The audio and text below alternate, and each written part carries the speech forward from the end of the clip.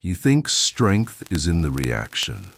You think power is in what you say, in what you do, in how fast you strike back. But here's the truth no one wants to hear. Every time you lose control of your emotions, you hand your power to someone else. You become a puppet. And the strings? They're invisible. You don't even see who's pulling them. Real power isn't loud. It doesn't need to prove itself. Real power is silence in the face of chaos. It's the ability to feel everything and still choose nothing. That's what separates those who lead their lives from those who are led by them. In the next few minutes, you're going to see why emotional control is not about suppression or coldness. It's about mastery. It's about becoming the kind of person who cannot be shaken, manipulated, or thrown off course by the storms of life. You'll discover how the ancient Stoics lived this truth daily and how you can apply it right now in your relationships, your work, your fears, and your freedom. This isn't theory. This is survival. This is power in its purest form. Let's start with something uncomfortable. Most of us believe that our emotions are who we are. We say, I am angry or I am anxious, as if the feeling and the self are one. But that's the first illusion. You are not your anger. You are not your fear. You are the one who observes them. The Stoics understood this deeply. Epictetus taught that we don't control what happens to us, but we always control how we interpret it. The emotion you feel is not the event. It's your judgment of the event. And judgment can be changed.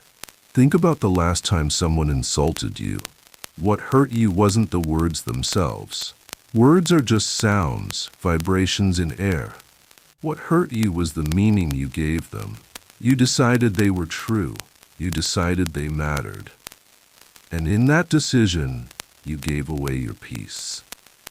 Now imagine if you had paused. If you had seen the insult not as truth, but as information about the other person's inner world. Suddenly, you're no longer a victim. You're an observer. That shift, that tiny gap between stimulus and response is where all your power lives. But here's where it gets deeper. Emotional control is not about feeling less. It's about feeling more and still acting with clarity.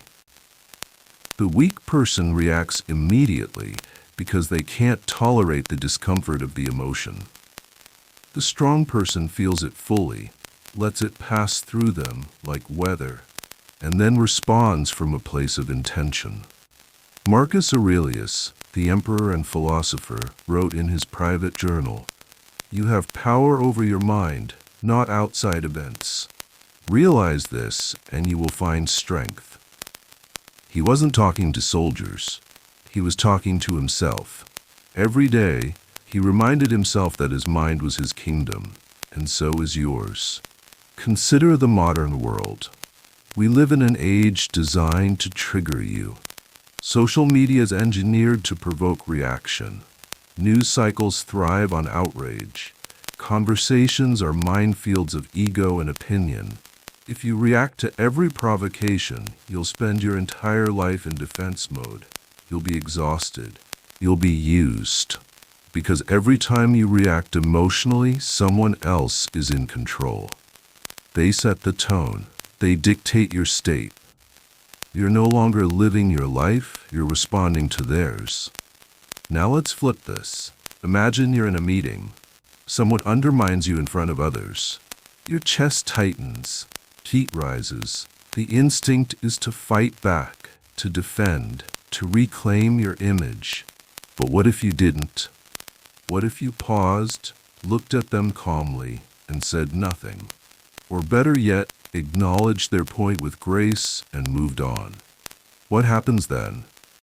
You rob them of the reaction they wanted. You stay centered, and everyone in that room sees something rare, someone who cannot be shaken. That's presence. That's power. Not because you didn't feel the anger, but because you didn't let it own you. The Stoics had a practice for this. They called it premeditatio malorum, the premeditation of evils. Every morning, they would imagine the worst things that could happen that day. Betrayal, loss, humiliation. Not to become pessimistic, but to become prepared. Because when you've already considered the worst, nothing can blindside you. Nothing can steal your composure. You've already met it in your mind. You've already decided how you'll respond. This is not paranoia. This is rehearsal for reality. Let's talk about fear. Most people think courage is the absence of fear. It's not. Courage is feeling the fear fully and acting anyway. The person who feels no fear is either lying or numb. But the person who feels fear and still moves forward, that's someone who has learned to separate the feeling from the action. Seneca, another great Stoic, said, "We suffer more often in imagination than in reality." Most of your fear is about things that haven't happened and probably never will. But even if they do, you'll handle them. You always have. The problem isn't the future. It's your relationship with uncertainty. Here's a practical truth. Emotional control makes you unpredictable to others and predictable to yourself. When people can't manipulate your emotions, they lose leverage over you. They can't bait you. They can't guilt you. They can't destabilize you. You become like water, soft, adaptable, but impossible to break. Bruce Lee once said, "Be waterman." He wasn't just talking about martial arts, he was talking about the mind. Water doesn't resist, it doesn't fight, it flows around obstacles, it finds a way. And over time, it shapes mountains. But let's not romanticize this. Emotional control is hard. It's daily work. It's choosing the long game over the short release. It's swallowing your pride when your ego screams for validation.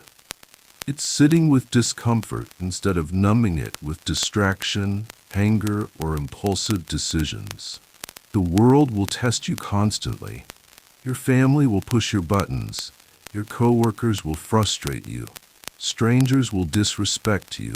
And every single time you'll have a choice. React or respond. React, and you're a slave to the moment. Respond, and you're the author of your life. Before we continue, I want to ask you something. If this resonates with you, if you're starting to see your own reactions differently, consider subscribing to this channel. This is a space for people who want to think deeper, live with intention, and build real inner strength.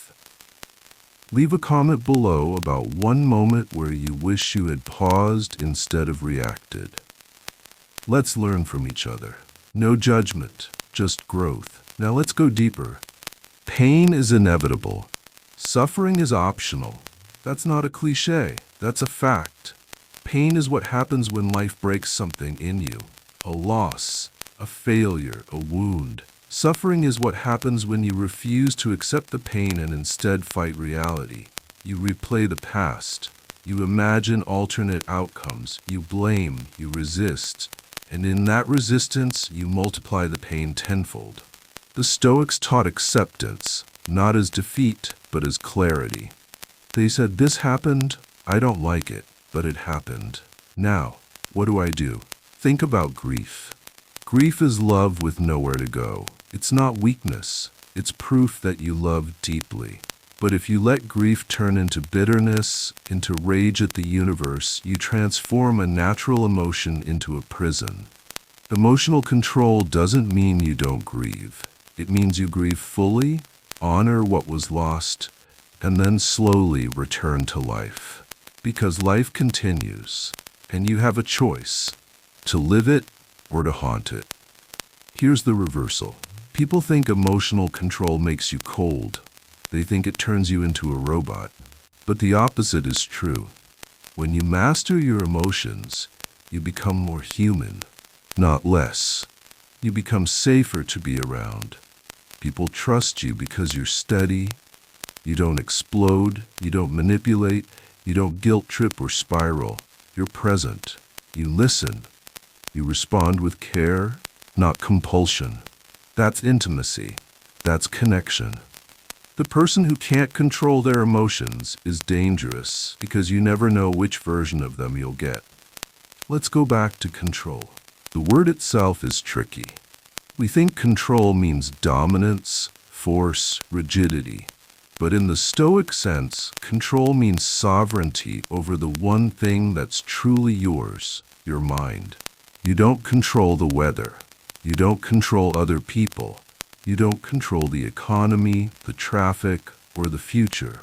But you do control how you see it, how you interpret it, and how you act within it. That's not a limitation. That's liberation. Because once you stop trying to control what you can't, you finally have energy for what you can. Modern life is full of illusions of control. We think if we work hard enough, plan perfectly, or worry sufficiently, we can prevent disaster. We can't. Disaster is part of existence. The Stoics didn't fear disaster. They expected it. They trained for it. They built their philosophy around one central insight. Everything external is temporary and uncertain. Your health, your wealth, your reputation, your loved ones. All of it can vanish in a moment. The only thing that endures is your character, your choices, your inner world. That's why they invested everything there. Let's talk about freedom. Real freedom isn't doing whatever you want. That's impulse. That's slavery to desire. Real freedom is wanting what you choose. It's the ability to say no to yourself, to delay gratification, to endure discomfort for a greater purpose. The Stoics called this apatheia, which doesn't mean apathy.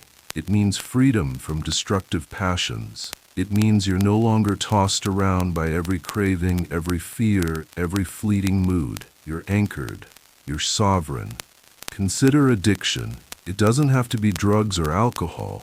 It can be validation, attention, outrage, comfort. Anything you can't live without becomes your master. And emotional reactivity is one of the most common addictions. We're addicted to the drama, to being right, to defending our ego, to the adrenaline of conflict.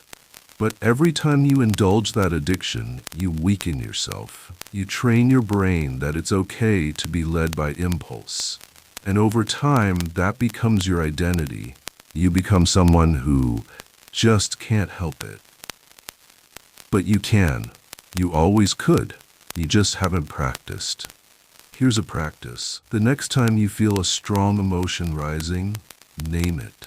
Out loud or in your mind. This is anger. This is shame. This is fear. Don't judge it. Don't try to make it go away. Just name it.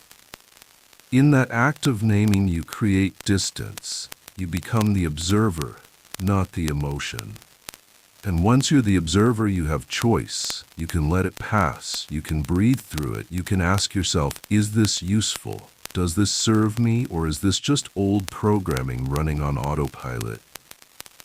The Stoics also practiced what they called negative visualization. They would regularly imagine losing what they loved most. Not to become depressed, but to become grateful. Because when you realize that everything is borrowed, that nothing is guaranteed, you stop taking it for granted. You hold it more gently. You love more fully. You're less entitled and more appreciative. And when loss does come, and it will, you're not destroyed. You're prepared. You knew this was always part of the deal. Now let's address the hardest part. Emotional control doesn't mean you never break. It doesn't mean you're invincible. It means that when you do break, you know how to put yourself back together. Life will overwhelm you. Grief will flatten you. Failure will humble you. And in those moments, you won't feel powerful. You'll feel small. But even then, you have a choice. You can collapse into victimhood, or you can remember. This too shall pass. This too is part of being human. This too is something I can survive. Let me give you a modern example. Imagine you lose your job. Suddenly, your identity is shaken, your security is gone, panic sets in. The emotional reaction is to spiral, to catastrophize, to see this as the end. But the Stoic response is different. You pause. You ask, what is within my control right now? You can't control that you were let go, but you can control your next action. You can update your resume, you can reach out to your network, you can learn a new skill, you can grieve the loss and still move forward. That's not toxic positivity. That's radical responsibility. You're not pretending it doesn't hurt. You're refusing to let it define you. Emotional control also changes how you relate to success. Most people are emotionally dependent on external validation. They need the applause, the promotion, the likes, the recognition, and when they don't get it, they crumble. But when you control your emotions, you validate yourself. You know your worth isn't tied to outcomes. You did your best. You acted with integrity. That's enough. The Stoics called this amor fati, love of fate. Whatever happens, you embrace it. Not because it's pleasant, but because it's real. Because resistance is suffering and acceptance is peace. Here's another reversal. People think emotional control means always being calm. But sometimes the most controlled response is strategic intensity, a clear, firm boundary, a direct confrontation, a refusal to tolerate disrespect. The difference is intention. Are you acting from ego, from hurt, from the need to dominate? Or are you acting from principle, from clarity, from the need to protect what matters? One is reactive, the other is responsive. One weakens you, the other defines you. Let's talk about relationships. Emotional control is the foundation of every healthy relationship. Because when you're not controlled by your emotions, you don't need the other person to manage them for you. You don't guilt them. You don't manipulate them. You don't explode and expect them to clean up the mess. You take responsibility for your inner world and you let them take responsibility for theirs. That's respect. That's maturity. That's love without codependency. Think about an argument. Most arguments escalate because both people are emotionally hijacked.